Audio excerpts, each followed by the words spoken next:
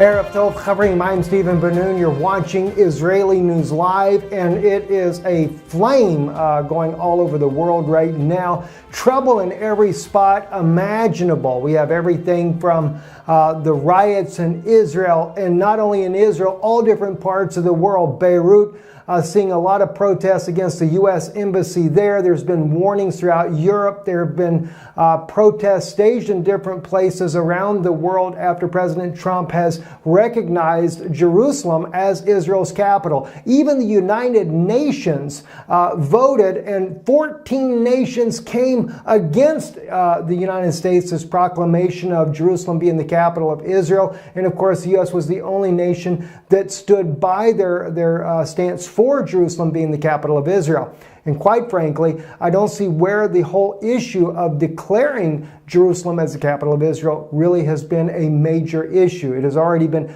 defined that there's two states. There's already been secret negotiations and acceptance of a two-state solution, giving East Jerusalem to the Palestinians and West Jerusalem to the Israelis. And so therefore, it's kind of interesting why they're doing this. This is only no doubt to bring about the violence in order to try to cause and push the Jews out of Jerusalem.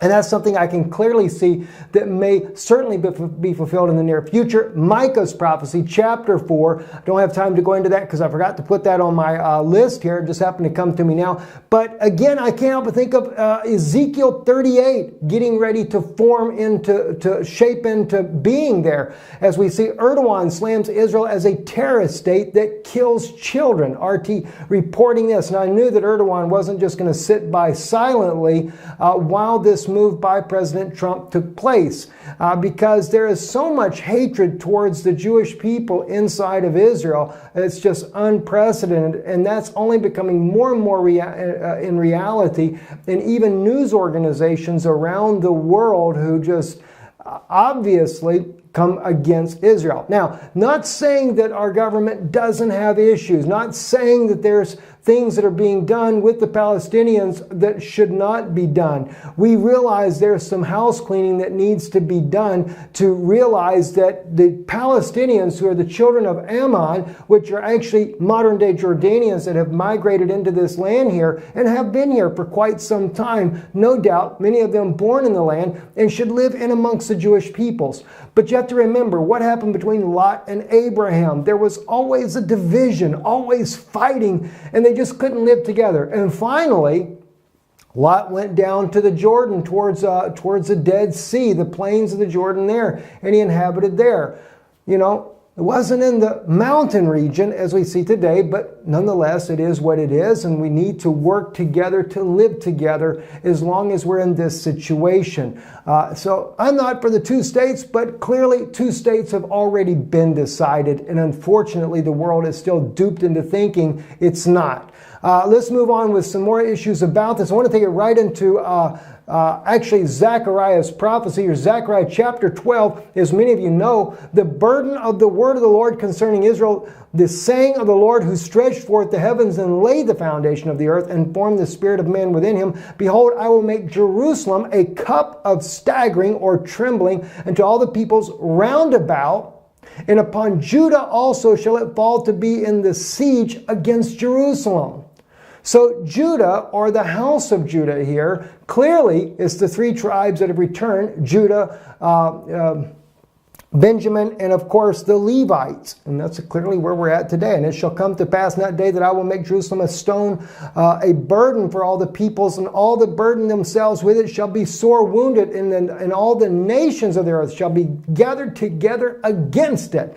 And we've been seeing this ever since when President Barack Obama was still in power, and he abstained from speaking against Israel as being a nation there, and of course the dividing of the land, and all these different nations came together to condemn Israel. This was when, of course, they knew that President Trump would be for Israel, and so they were trying to pass another resolution to go against the Israeli government there. Now, I want to show you, though, as we already see here, we know that this is going on. All types of violence is breaking out, especially in Jerusalem. Take a look at this right here. Just some of the images that we're seeing here. If we can get this technical difficulty to quit. There we go.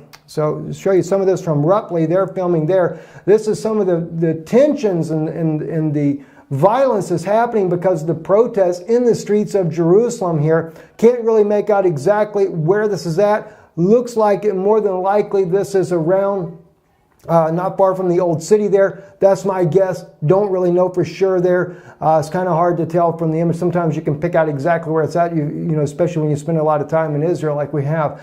But this is the scene everywhere. In fact, today a security guard was stabbed by a Palestinian man, stabbed in the chest, very, very seriously wounded.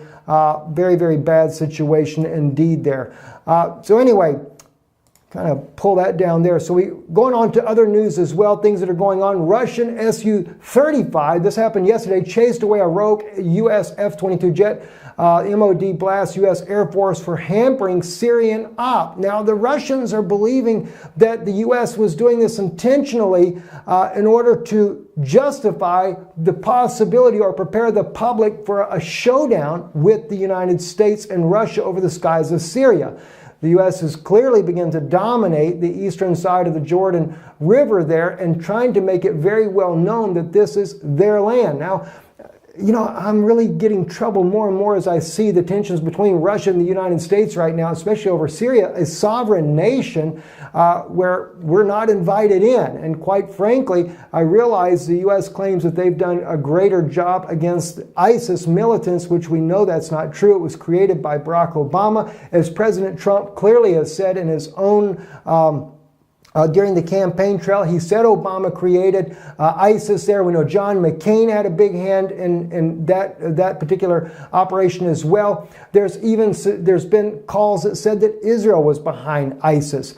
And you know, I can't say, I don't know. That troubles me if there were some of those in the government and behind the scenes there facilitating that. But the thing is I know Israelis do not want anything to do with ISIS militants to begin with. We're very much against that. So if there's someone in the Israeli government that was involved with ISIS, that is a tragedy, and it needs to be, whoever it would be, needs to be voted out of office and removed.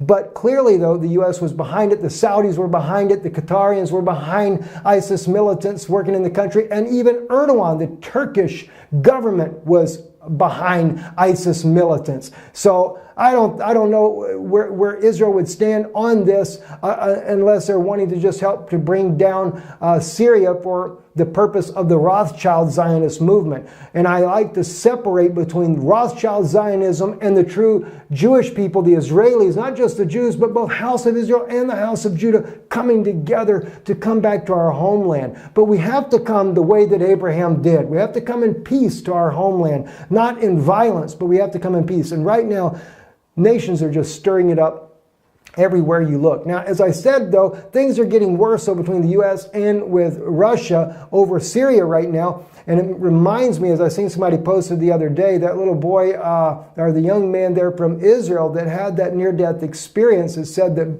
Obama was Gog.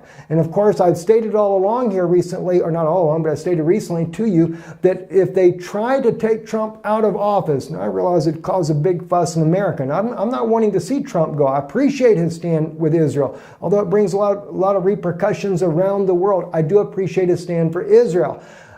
Now, that being said, though, with this whole issue with the collusion with Russia, they could probably use a loophole in the law to say that the election was fraudulent. If the election was fraudulent, well, then the acting president during the time of the election would, to me, have a right to go back into office. That might make the whole story of Gog and Magog altogether different, because not only would Obama probably stand behind or support indirectly Turkey and all these other nations that would be willing to go against Israel to overthrow it, fulfilling the Gog of Magog prophecy and Zechariah 12 of Jerusalem being a burdensome stone to all those nations that gather against it. It could really become a major, major issue there. Anyway, on this article right here, checkpointsasia.net, Pentagon now openly threats to shoot down Russian jets over Eastern Syria. Just as the Russian MOD says U.S. F-22s have already simulated attacks on Russian Su-24 bombers, now we've got this news coming out that the U.S. is openly threatening to shoot down Russian planes over Syria. That's going to turn into a major mess if something like that happens. But again, as I stated, Ezekiel 38, as we know, Son of man, set thy face toward Gog of the land of Magog, the chief prince of Meshech and Tubal, and prophesy against him and say, thus saith the Lord God, behold, I am against thee, O Gog, chief prince of Meshech and Tubal, and I will turn thee about and put hooks into thy jaws, and I will bring thee forth and all thy army, horses and horsemen, of all them clothed most gorgeously, a great company with buckler and shield, all of them handling swords, Persia, Cush, Puth, with them, all of them with shield and helmet, Gomer and all of his bands, and the Togarmah and the uttermost parts of the north, and all of his bands, even many peoples with thee. Be thou prepared, and be prepared for thyself, thou and all thy company that are assembled unto thee, and be thou guarded of them. Now, we know that this is coming. Let me go on. After many days thou shalt be mustered for service. In the latter years thou shalt come against the land that is brought back from the sword, that is gathered out of many peoples, against the mountains of Israel, which have been a continual waste, but it is brought forth out of the peoples, and they dwell safely, all of them. And thou shalt ascend, thou shalt come like a storm, and thou shalt be like a cloud to cover the land, and thou and all thy bands and many peoples with thee. Thus saith the Lord God, it shall come to pass in the day that the thing shall come into thy mind, and thou shalt devise an evil device. Now, I got to tell you, friends, we're looking at this in modern times. So all this nonsense going on out there with a lot of different communities out there that's saying that the Jews that are in Israel today are not the real Jews. Well, I have to tell you, friends, everything that I can see biblically is starting to line up. So if they're not the right Jews, you better find the right Jews, and you better get home real quick, because prophecy is about to be fulfilled without you. So you can take all this nonsense that people keep trying to push, that the Jews in Israel today are not the real Jews. I'm not saying that there's not some that are not. No doubt there is. There's a lot of false ones in amongst them. But there's always been weeds amongst the tares, as the Bible also prophesies about. So very troubling situation. Pray for Israel. Pray for the people there that are living there. Pray don't just pray for the Jewish people only. Think about the Palestinian people that don't want this violence also. You know, we do need to pray. Regardless, we know things will happen, but pray for both sides. You know, that's the best way to handle it. I'm Stephen Benoon. You're watching Israeli News Live. Erev Tov.